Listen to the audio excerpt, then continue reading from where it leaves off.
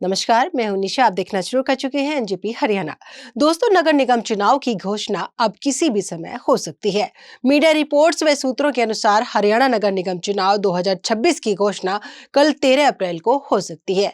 आज हरियाणा की राजनीति से जुड़ी इस वक्त की सबसे चर्चित इसी खबर पर हम बात करेंगे। हरियाणा चुनाव आयोग की ओर से सोमवार को प्रेस कॉन्फ्रेंस कर चुनाव तारीखों का ऐलान किया जा सकता है। हालांकि अभी यह तय नहीं है कि प्रेस कॉन्फ्रेंस सोमवार को होगी ही, लेकिन छन छन कर बाहर आ रही खबरों का सार यही है कि सोमवार को प्रेस कॉन्फ्रेंस नहीं हुई तो बुधवार को प्रेस कॉन्फ्रेंस में चुनाव का ऐलान कर दिया जाएगा। यहाँ यह भी बता दें कि चुनाव की भूमिका इसलिए तैयार हुई है क्योंकि वार्ड बंदी का विवाद अब लगभग खत्म हो चुका है। पहले ऐसी चर्चा थी कि सरकार 5 राज्यों के विधानसभा चुनाव के बाद निगम चुनाव कराएगी, लेकिन ताजा सूचना जल्द चुनाव करवाने की आ रही है।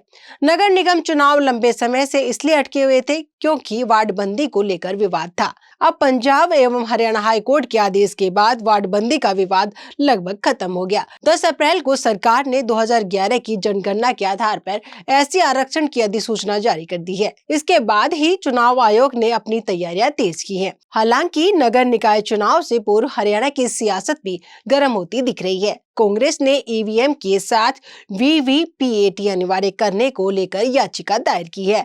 इस मामले में अब 20 अप्रैल को सुनवाई होगी। अभी तक कोर्ट ने चुनाव पर रोक नहीं लगाई है, इसलिए चुनाव प्रक्रिया अभी निर्बाध जारी रहेगी। इस बार मुख्य रूप से 3 नगर निगमों में चुनाव होंगे: पंचकुला, अंबाला, सोनीपत। इन तीनों शहरों में मेयर पद को लेकर बीजेपी और कांग्रेस के बीच कड़ा मुकाबला देखने को मिल सकता है। अभी नगर परिषद और नगर पालिका के स्तर पर ठोस सूचनाएं नहीं आ रही है, लेकिन राज्य चुनाव आयोग उन सभी निकायों में एक साथ चुनाव की घोषणा कर सकता है जहां पर चुनाव होने हैं।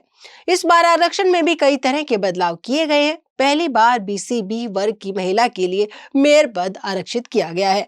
रेवाड़ी नगर परिषद में प्रधान पद ऐसी महिला के लिए आरक्षित है।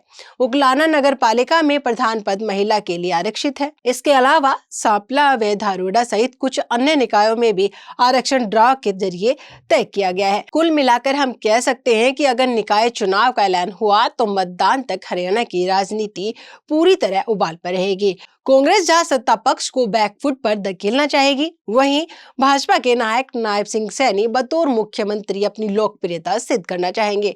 नायब के लिए खुद को साबित करने का यह सुनहरा मौका है। अगर निकाय चुनाव में भाजपा को झटका लगेगा तो इस झटके की मार नायब सैनी तक भी पहुंचेगी। दोस्तों, आप निकाय चुनाव को लेकर क्या सोचते हैं? कमेंट बॉक्स में जाकर बताइएगा जरूर। आपको वीडियो अच्छे लगे तो लाइक करें, शेयर करें, चैनल को सब्सक्राइब करें। धन्यवाद।